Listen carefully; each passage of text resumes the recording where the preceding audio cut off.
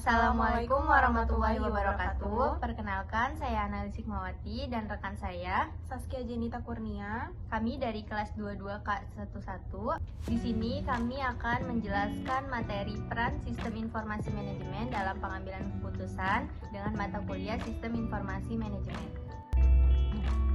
Konsep dari dasar sistem informasi manajemen yaitu suatu sistem terdiri dari sejumlah komponen yang saling berinteraksi, saling bekerja sama membentuk satu kesatuan.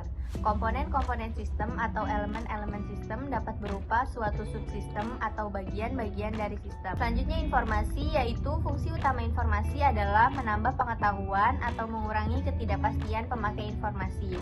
Hal-hal yang dapat ditentukan oleh nilai informasi adalah manfaat dan biaya untuk mendapatkannya. Suatu informasi dikatakan bernilai bila manfaat lebih efektif.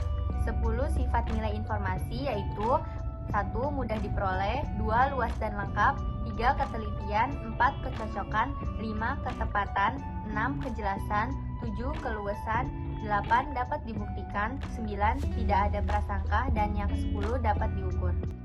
Kualitas suatu informasi harus akurat, tepat waktu, dan relevan. Pengertian sistem informasi manajemen merupakan jaringan informasi yang dibutuhkan pimpinan dalam menjalankan tugasnya untuk kepentingan organisasi, terutama dalam mengambil keputusan dalam mencapai tujuan organisasinya. Terdapat 6 karakteristik. Yang pertama, sangat tunduk pada informasi data organisasi secara umum.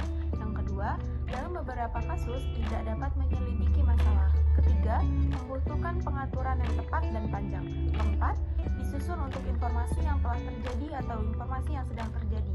Kelima, berada di ruang ekstra data di dalam organisasi dibandingkan dengan informasi dari luar organisasi. Yang keenam, tidak elastis karena jenis laporan yang disampaikan sudah susah payah diatur sebelumnya.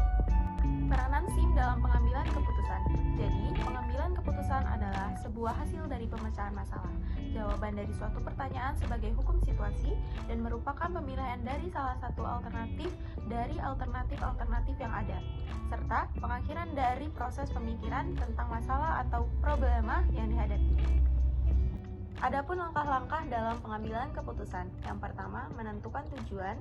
Yang kedua, merumuskan masalah. Yang ketiga, menentukan kemungkinan alternatif penyelesaian masalah dengan berbagai masalah pilihan. Yang keempat, melaksanakan dan memonitor keputusan. Faktor-faktor yang mempengaruhi pengambilan keputusan ada 5. Yang pertama, posisi atau kedudukan. Yang kedua, masalah. Ketiga, situasi. Keempat, kondisi. Dan yang terakhir, tujuan. Jenis-jenis pengambilan keputusan. Yang pertama, keputusan berdasarkan tingkat keputusan. Yang kedua, keputusan yang berdasarkan regularitas. Yang ketiga, keputusan berdasarkan lingkungan. Jadi kesimpulannya adalah pelaksanaan tugas pokok pimpinan itu akan berhasil dengan baik apabila didukung oleh sistem informasi yang baik.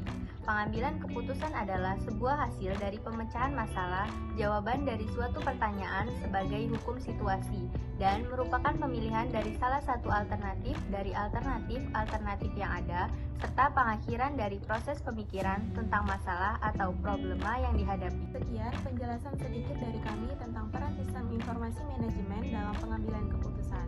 Kami akhiri, wassalamualaikum warahmatullahi wabarakatuh.